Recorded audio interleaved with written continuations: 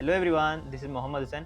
तो आज हम लोग इस वीडियो में मैं जो मेरा नीट 2022 का पेपर था, मैं उसका रिव्यू करने वाला हूँ, जिससे कि जो मैं मिस्टेक किया था, सिली मिस्टेक मुझसे हुए थे पेपर के टाइम, वो मिस्टेक्स आपसे ना हों। आप उन जो मेरी मिस्टेक्स हैं, उनसे कुछ सीख सकें। तो चलिए देखते हैं।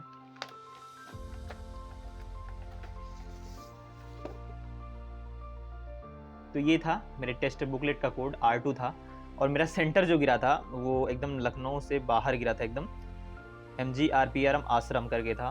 बहुत चलिए देखते हैं पेपर के अंदर मैंने कैसे सॉल्व किया था, आप भी क्या सीख सकते हैं। तो एज़ यूजुअल पहले ये फिज़िक्स दिया था मेरे में, लेकिन मैंने सॉल्व किया था बायो, क्योंकि मेरे को बायो और केमिस्ट्री में पहले सॉल्व करता था। तो बायो आपका यहाँ से स्टार्ट हुआ। राउंड क्वेश्चन मेरे को डाउटफुल थे। तो सोचिए आप बायोलॉजी का पेपर सॉल्व कर रहे हैं और पहला क्वेश्चन ही आपको डाउटफुल लग रहा है, तो कॉन्फिडेंस का क्या हाल होता है। लेकिन नहीं, मैंने ये असर्शन रीज़न का क्वेश्चन देख के फिर सोचा कि चलो कोई नहीं, डाउटफुल है, ये तो नहीं है कि नहीं आ रहा है। तो मैंने आगे मूव किया और यहाँ फिर 109 क्वेश्चन में इसमें डाउट था। फिर मैंने फाइनली ये भी कर लिया था मैं लास्ट में। यहाँ देखिए, ये मैं ऐसे राउंड कर दिया था कि इनको आके एक बार और देखूंगा मेरे को अगर डाउटफुल है ये तो। फिर आगे फॉरवर्ड किया, मैं मूव किया। काफ़ी लेंदी पेपर था, मैचिंग भी इजी नहीं था जैसे पहले आते थे कि एक दो मैच किए हो गया। ऐसा तो मैचिंग भी नहीं था, टफ पेपर था थोड़ा, और लेंदी तो बहुत था। देखिए सेक्शन बी में 15 क्वेश्चन करने थे, लेकिन मैं 12 क्वेश्चन या 13 क्वेश्चन किया था, ताकि मतलब जो कंफर्म रहे वो कर लूँ। और देखिए मैं आपसे वीडियो में बताता रहता हूँ कि आप लोग डायग्राम वाले क्वेश्चन ना छोड़िए। देखिए डायग्राम से पूछ लिया, हालांकि ये कॉन्सेप्चुअल क्वेश्चन है, ऐसे नहीं हो जाएगा। पूछ रहा है फास्ट फूड किससे बनते हैं, ऑब्वियसली थैलेमस से बनते हैं, और थैलेमस आपको इस डायग्राम से पहचानना था। तो इसलिए मैं बोलता हूँ कि आप एक निगाह जरूर डायग्राम पे डाल दीजिए जब आप चैप्टर रीड कर रहे हो तो। और देखिए सिली मिस्टेक कैसे हुई, ये वाला मैं बता रहा हूँ आपको। ये वाला सिली मिस्टेक ऐसे हुआ कि मैंने चारों ऑप्शन नहीं पढ़ा।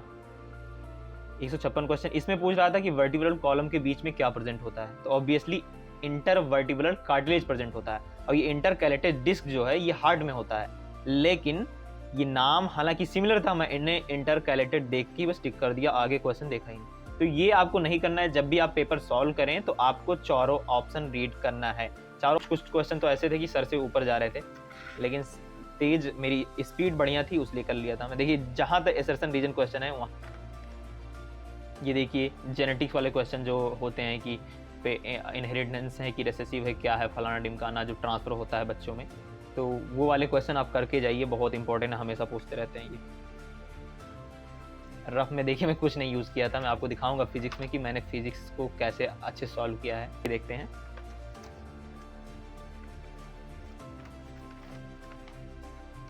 केमिस्ट्री मेरे को थोड़ा टफ लगी थी, और मेरे सबसे कम मार्क्स भी इसी में थे, क्योंकि मैंने केमिस्ट्री असर्शन रीजन कभी केमिस्ट्री का नहीं सॉल्व किया था। लेकिन हालांकि मालूम था मेरे को कि असर्शन रीजन सॉल्व करते हैं, तो असर्शन आप पढ़ने के बाद में जब रीजन पढ़ें तो उसको रीजन पढ़ने से पहले आप बिकॉज लगा लें, तो उससे क्या होता है, प्रोबेबिलिटी बढ़ जाती है आपके क्वेश्चन सही होने की। ये मैं आपसे वीडियो में एक बताया था, जब केमिस्ट्री वाला इंपॉर्टेंट बताया था, तो उसमें बताया था कि आप फर्स्ट और सेकंड ऑर्डर के जो डायग्राम दिए गए हैं वो बहुत इंपॉर्टेंट है, आप जरूर नहीं देख के जाइएगा। पीरियाडिक टेबल आपसे बताया था मैं, देखिए पीरियाडिक टेबल से कितने क्वेश्चन ये रहते हैं लगभग, ये भी पीरियाडिक टेबल से ही है। और ये देखिए आईपेक वाला, ये वाला तो इतना हलवा क्वेश्चन था आप लोग। और यहाँ देखिए क्वेश्चन ये गैडेलियम वाला, ये भी पीरियाडिक टेबल से ही था। तो ये सब जो मैं चैप्टर्स बताया हूँ आपको, वो बहुत सोच के बताया हूँ, तो आप जरूर उन चैप्टर्स पे फोकस कीजिए, ये आपके बेस क्लियर करते हैं। ये जहाँ जहाँ मेरे को डाउट रहता था कि ये क्या होगा, तो उसका मैं राउंड कर देता था, हालांकि ऑप्शन टिक कर देता सॉल्व करके, लेकिन राउंड कर देता था ताकि एक बार फिर उन्हें देख लूँ मैं। बायोलॉजी में मेरे को 55 मिनट लगे थे, और लगभग 40 से 50 मिनट लगा था मेरे को केमिस्ट्री में। मतलब लगभग इन दोनों को करते करते मेरा 1 घंटा 50 मिनट हो गया था बबलिंग के साथ। बहुत टाइम कंज्यूम कर लिया था सॉल्व करने में, और थोड़ा टाइम लग गया था। और सेंटर ऐसे जगह गिरा था जहाँ पंखा नहीं चल रहा था, गर्मी इतनी थी, हालत ख़राब हो गई। इसलिए जब आप पेपर ऊपर देने जाते हैं तो ये ना ऐसा एनवायरनमेंट रखिए कि गर्मी लग रही, ये हो रहा वो हो रहा, फैन नहीं चल रहा, सब कुछ आपको अडाप्ट करके रहना है। नहीं तो पता नहीं, आप वहाँ नहीं मैनेज कर सकते हैं ना जहाँ आपका सेंटर गिर रहा है, वो तो आपके कंट्रोल में नहीं है, कुछ भी नहीं कर सकते, आप ही का नुकसान होगा, आप सिलेक्शन से बाहर हो जाएंगे। फिजिकल केमिस्ट्री के जैसे मैं बता रहा था आपसे, देखिए फॉर्मूला बेस्ड क्वेश्चन रहते थे, थोड़ा थोड़ा फॉर्मूला लगाओ। देखिए यहाँ एक क्वेश्चन है, थोड़ा थोड़ा फॉर्मूला लगाओ और सॉल्व कर लो।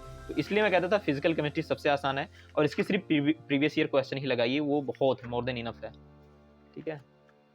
हालांकि सबसे, चलिए आगे देखते हैं फिजिक्स सबसे डरावनी वाली। और फिजिक्स में बता रहा हूँ, देखो मैं कैसे सॉल्व किया था। देखिए फिजिक्स सॉल्व करने के लिए पहले जब आप सॉल्व करें तो उसके क्वेश्चन के बगल में ही सॉल्व करें और छोटा छोटा लिखें जब सॉल्व करें। देखिए मैं छोटा छोटा लिखता था तो हो जाते थे, अगर आप बड़ा लिखेंगे तो फिर यहाँ लिखना पड़ेगा, यहाँ लिखना पड़ेगा, उससे क्या होगा, टाइम कंज्यूम होगा और दिमाग भी नहीं उतना अच्छे से चल पाएगा और आपका डर का माहौल बरकरार रहेगा। तो आपको क्या करना है, छोटा छोटा लिखना है और क्वेश्चन के बगल में ही कोशिश करना है लिखने। यहाँ जब आप रफ यूज करेंगे तो सोचिए आप क्वेश्चन लिख रहे हैं, फिर हाँ वैल्यू उसका क्या था, फिर क्वेश्चन लिख रहे हैं, फिर वैल्यू क्या था, तो ये करने में टाइम ज्यादा लगता है और टेंशन तो बहुत रहता है पेपर में। तो आप ज्यादातर कैलकुलेशन कोशिश करिए कि माइंड में करें। हालांकि थोड़ा बहुत जो टिपिकल रहे कि टफ है तो उसको कर सकते हैं लिख के, लेकिन मैक्सिमम कोशिश करिएगा कैलकुलेशन आपका माइंड में करें। उससे क्या होगा, आपका टाइम बचेगा। मेन पेपर में टाइम बचाना होता है। डायग्राम से देखिए कितने क्वेश्चन थे। मैं थर्मोडायनेमिक्स से बताया था कि आपके क्वेश्चन आते हैं डायग्राम वाले, तो आप देख लीजिएगा। देख कितना कम सॉल्व किया हूं। और आपको ज्यादा सोचना नहीं है, अगर कोई कॉन्सेप्चुअल क्वेश्चन आ जाए ना, ज्यादा दिमाग लगाना ही नहीं है। जो फॉर्मूला याद है या जो आपके दिमाग में है बस वही रखिए, निकाल दीजिए। ज्यादा दिमाग लगाएंगे तो 100% गलत होगा क्वेश्चन। और ये नहीं कि जैसे ये टिक कर दिए तो फिर आके दोबारा चेक करें, नहीं ये होगा इसका, ऐसा तो कभी नहीं करना है। जो पहली बार में आप टिक कर दिए और आप श्योर हैं लगभग थोड़ा बहुत कि यही होगा, तो आप दूसरा ऑप्शन देखें ही ना। और बायो फिजिक्स में जब सॉल्व किया था, फिजिक्स आप को बताऊं मैं, मेरे 35 मिनट में फिजिक्स हो गए थे। इतिहास में पहली बार था मेरा कि मेरे फिजिक्स जो है 35 मिनट में हो गए थे। हालांकि इजी था थोड़ा फिजिक्स। और कैलकुलेशन की बात करें तो कैलकुलेशन आप प्रैक्टिस कीजिए, वेरिएबल क्वेश्चन लगाइए फिजिक्स के, तो उसी से बेहतर हो सकता है। मेहनत करें, खूब अच्छे से लगन से पढ़ें, जरूर सिलेक्ट हो जाएंगे, कोई बड़ी बात नहीं है। तो ये था मेरा पेपर नीट 2022 का, जिसने मुझे डॉक्टर बनाया। और मैंने खूब मेहनत किया था, ऑब्वियसली थोड़ा भी कॉम्प्रोमाइज़ नहीं किया था अपने। उस भर तो 16 घंटे पढ़ता रहता था, मालूम ही नहीं चलता था कब सुबह हो रहा कब शाम हो रहा। बस सोने से मतलब, खाने से मतलब, टिफ़िन कराया था, ला के रूम में दे जाता था, बाहर निकलता ही नहीं था, सब कुछ रूम में ही हो जाता था। तो अपने आप को थोड़ा आइसोलेट करके रखें, ज़्यादा नहीं। 40-50 दिन की बात है, फिर उसके बाद में 3-4 महीने तक देखो छुट्टी मिलेगी आपको। अगर आप सेलेक्ट हो जाएंगे तो खूब एंजॉय करो यार, घूमो टालो जितना भी होना, लेकिन ये 40-50 दिन अपने आप को एकदम सेव करके रखो, बचा के रखो, पढ़ाई पे ध्यान दो 100%। तो ये वीडियो इसीलिए था ताकि आप लोग थोड़ा मोटिवेट हो जाएं, इंस्पायर्ड हो इस वीडियो से, और जो गलती मैंने की या आप कर रहे हैं उससे मतलब देख के पेपर आप इम्प्रूव करें उसे और बेहतर परफॉर्म करें।